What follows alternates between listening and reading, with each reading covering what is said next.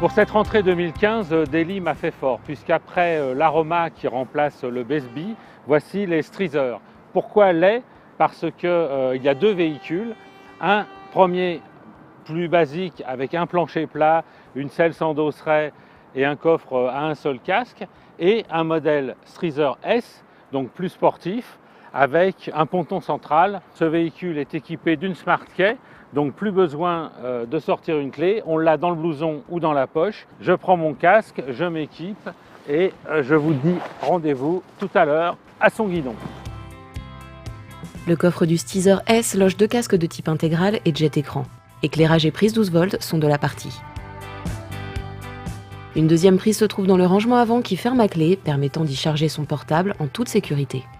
Au guidon, coupe-contact et warning. Au pied, deux béquilles faciles à mettre en place, et pour le passager, un généreux dosseret prolongé en porte-paquet et des repose-pieds escamotables. Comme le Honda PCX et dernièrement le Tricity et le NMAX chez Yamaha, la marque coréenne a opté pour un nouveau bloc 125 à refroidissement liquide avec radiateur latéral solidaire du bloc moteur. Un gain en compacité et en simplicité car cela supprime toutes les durites.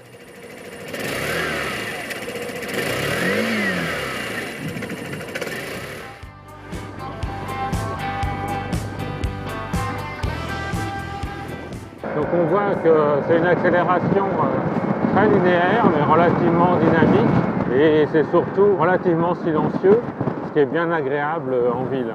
Un de ses atouts, c'est de super bien braquer, ce qui permet de se faufiler avec aisance. Même si on est une position un peu en hauteur, une fois qu'on a pris l'habitude, il se montre très efficace.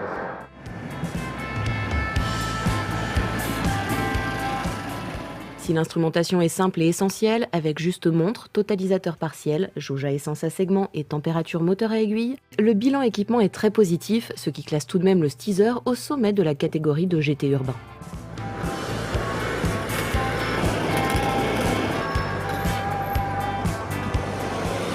C'est pas du tout un petit véhicule. La position est assez dominante avec un guidon et une instrumentation placée assez bas. Mais la position est confortable avec une bonne selle qui cale parfaitement le pilote. On a de la place à bord. Surtout ce qu'on apprécie, c'est la position du plancher qui permet d'avoir les jambes semi-allongées, ce qui est agréable sur route et très relax.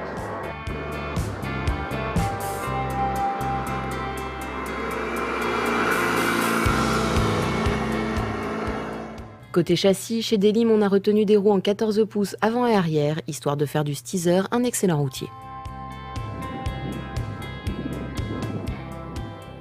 On le place avec précision, il est très stable, on s'inscrit en courbe et c'est un régal de le placer et de maintenir sa trajectoire. Le Delim reste équipé d'un freinage couplé avec ses deux disques avant et arrière. Donc on utilise principalement le levier gauche et on obtient un freinage très efficace.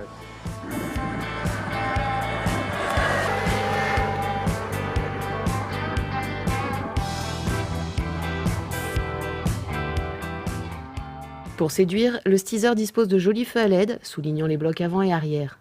C'est bien intégré et la forme du feu arrière est originale.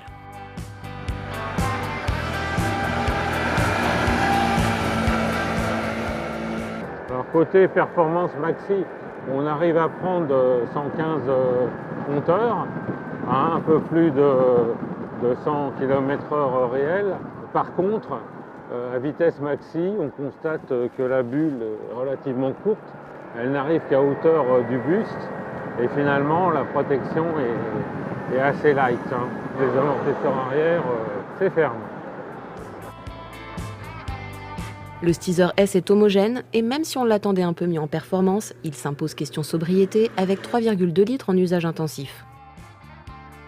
Son réservoir de 9,6 litres assure donc 300 km d'autonomie, très largement suffisant pour un usage quotidien.